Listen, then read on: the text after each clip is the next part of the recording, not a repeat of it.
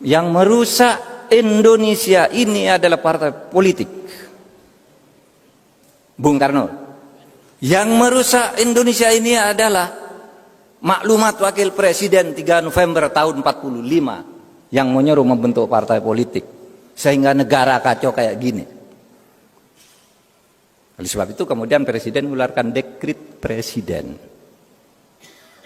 untuk menyelamatkan Indonesia, menghentikan kontroversi soal piagam Jakarta dan Pancasila dan sebagainya. Maka Bung Karno menyatakan membubarkan konstituante, membentuk MPRS, DPRS dan DPAS, dan kembali ke Undang-Undang Dasar 1945. Nah, di situ timbul kontroversi sudah mulai terhadap partai politik ini. Saudara, waktu itu kita agak marah kali ya. Waktu membaca sejarah itu kok begitu ya, Bung Karno ini. Partai politik hasil pemilu dibubarkan. Yang berhak memberlakukan undang-undang dasar bukan presiden, itu seharusnya konstituante.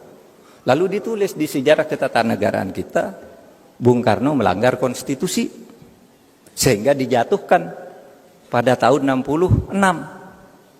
Tapi saudara, kalau saudara lihat kehidupan partai politik sekarang ini, rasanya Bung Karno benar.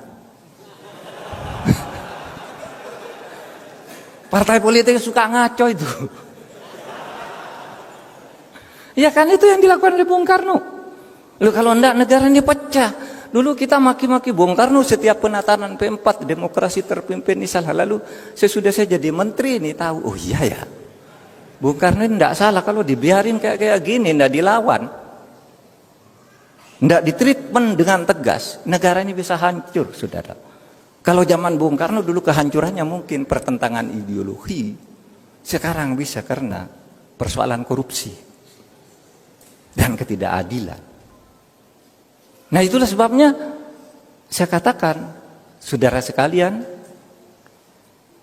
jadi kita ini, saudara sekalian, mempunyai negara demokrasi di mana partai politik itu merupakan salah satu instrumen penting.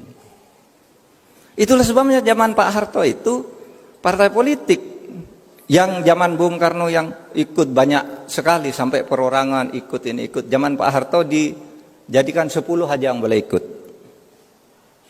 Pemilu pertama tahun 71, saudara yang sudah ada di tahun 71 ingat ada 10 partai politik.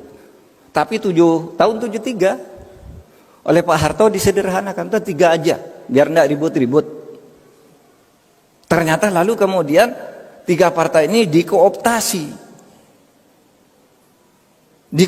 oleh kekuatan politik Orde Baru, sehingga di situ terjadi KKN, korupsi, kolusi, dan nepotisme yang akumulatif.